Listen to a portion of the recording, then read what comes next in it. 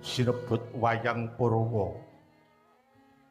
Wayang pasmane sembahyang Purwa punika wiwitane sasmita lelakoning jagat gumelar kang duing muni Bapa Adam lan Ibu Kawa ingkang pinangka lajering jalma hamiwiti lelampaning Madyapada.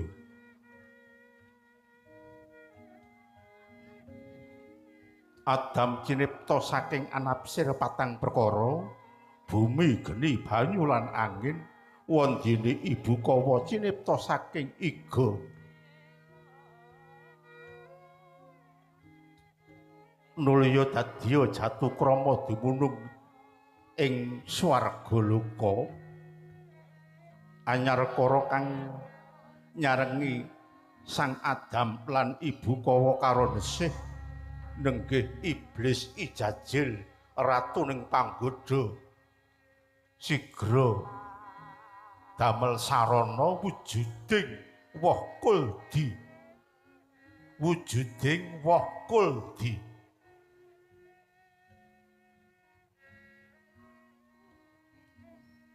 Sang Andanasmara gaya kalimput andhahar wohing kuldi temahan kekalihira kadunungaken ing Madyapada kinarya miwiti gesanging jagat.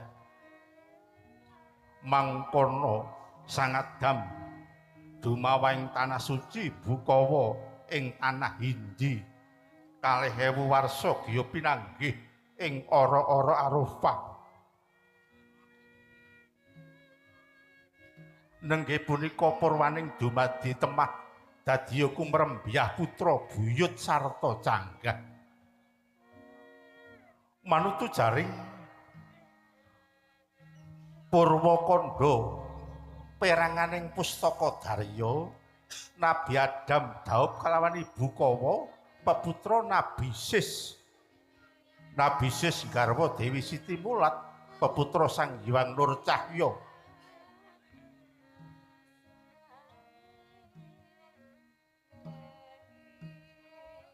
Inggih Sang Hyang Sayyid Anwar Nur Cahya garwa Nur Siti Saras peputra Sang Hyang Darma Jaka Purbawasesa, Sang Hyang Wenang Jati Wasesa tuwin Sang Hyang Toya Pramana Wisesa. Sang Hyang Wenang garwa Dewi Sahadi peputra Bathara Sanggana, Hiramaya lan Bathara Tunggal.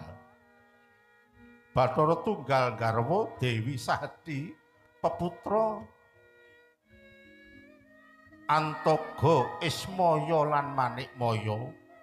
Manikmaya garwa Dewi Umaranti peputra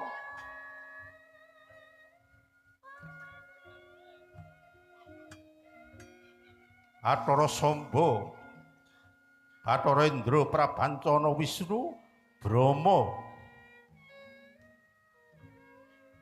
Bathara Brahma garwa Dewi Saci peputra Brahmana, Brahmani lan Narici Brahma. Nirada Brahma. Brahmana garwa Dewi Srihunan peputra Tritrusna. Tritrusna garwa Dewi Widayat peputra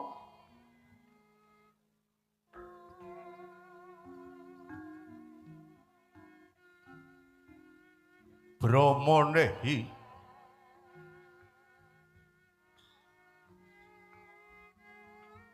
Parikandan garwa Brahmanehi peputra Manumayasa. Manumayasa garwa Dewi Kanilaras peputra Sekutrem. Sekutrem garwa Dewi Nilawati peputra Bambang Sakri. Sakri garwa Dewi Sakti peputra Palasara. Palasara garwa Dewi Ambalika peputra Durgandini. Durgandini garwa Resi Wiyasa. Punapa Resi Wiyasa garwa Ambalika peputra Pandu, Pandu garwa Dewi Kunti, peputra ingkang nedheng badhe kacariyos sing samangke.